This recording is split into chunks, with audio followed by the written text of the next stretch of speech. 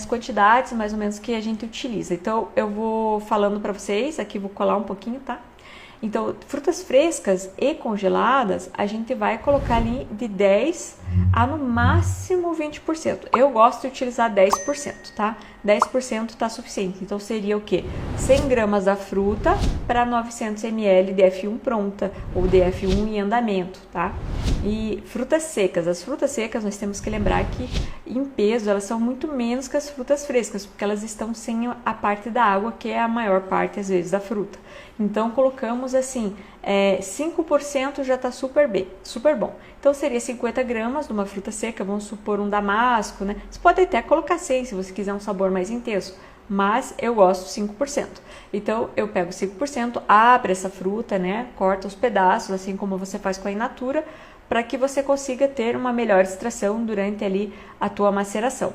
Aí você coloca, por exemplo, 50 gramas de fruta para 950 ml de F1. Pode utilizar as especiarias. As especiarias é uma coisa bem particular e só você tem que tomar muito cuidado, porque a maioria das especiarias, elas têm uma ação bacterostática, o que significa que elas acabam inibindo o crescimento das bactérias, leveduras, quando estão numa quantidade excessiva. Então, toma cuidado com a quantidade de especiarias, até porque fica ruim quando você põe muito, ela se sobressai, fica muito forte o sabor, não é legal. Especiaria é para ser um fundo, eu sempre falo isso. Então, especiaria é legal que você sempre utiliza com alguma outra coisa e ter essa outra coisa é o sabor principal. Vamos usar o exemplo da banana com canela que eu falei. Então, o sabor principal é a banana. A canela é um fundo, é um toque que você vai dar na tua saborização.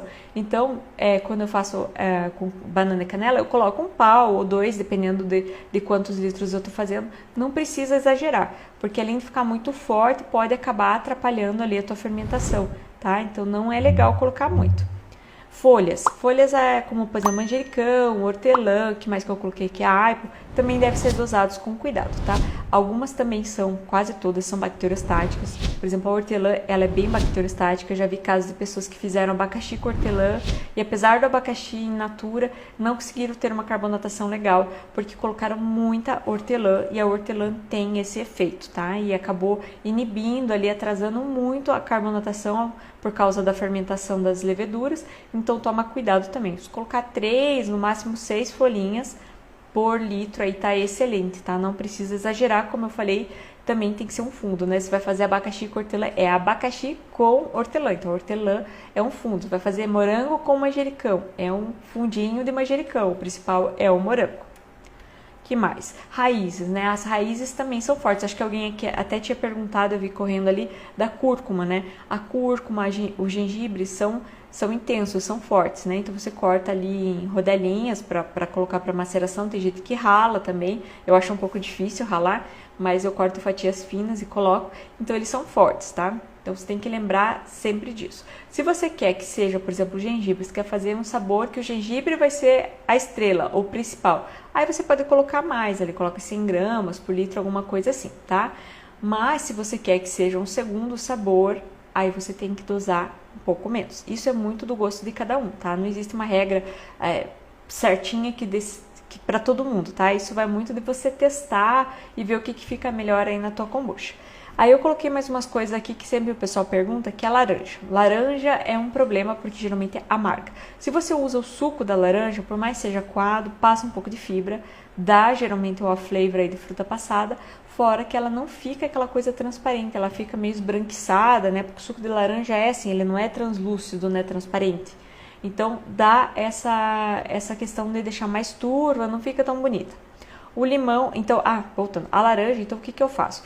Eu utilizo a casca, mas a casca não pode ter aquela parte branca, porque aquela parte branca é o que amarga, tá? Então, normalmente, o que eu faço? Eu gosto de descascar a laranja, principalmente aquelas laranjas de casca fina, eu sei que é difícil, mas tenta descascar aquela parte, só a parte laranja, deixa secar essa casca, de preferência a laranja orgânica, tá? Para você não ter problema de agrotóxico na casca, alguma coisa assim. Deixa secar essa casquinha para sair um pouco ali dos óleos, né? Não ficar tão intenso, tão forte. E daí você usa essa casca ali para fazer a tua maceração. Fica excelente, tá? Fica muito gostosa para você fazer várias misturas, fica perfeita. Temos também o limão. O limão também dá o mesmo problema de amargar na casca, tá? A parte branca, não tanto quanto a laranja. Só um minutinho, só tomar mais água, tá muito seco aqui. Então o limão, você pode fazer o mesmo processo com a casca, ou vocês podem cortar eles em pedaços e colocar para macerar. Eu não gosto muito porque vai a parte branca e geralmente dá uma amargada. Ou vocês podem sim espremer o suco, coar para tirar as fibras e utilizar. O limão, como você vai colocar uma quantidade menor de suco, né, e ele é transparente, mais transparente que a laranja, ele não vai dar tanto essa interferência aí que nem a laranja. Dá para fazer. Eu gosto de fazer às vezes com suco também. E as ervas, o legal de você fazer a maceração das ervas é que ervas que eu digo é o que a gente chama de chazinho, tá? Então camomila, cidreira, erva doce. É legal quando você faz essa maceração porque você não vai ficar com aquele gosto de chá, né? Do chá, né? Feito em infusão na kombucha. Você vai ficar mais com um sabor mais fresco da erva. Então essas aqui são as quantidades. Também aí é muito a gosto, tá? A quantidade das ervas. Só toma cuidado com essas que eu falei, que podem ser bacteriostáticas, que nem a hortelã, por exemplo. Tem que usar com certa moderação para não interferir na tua gaseificação.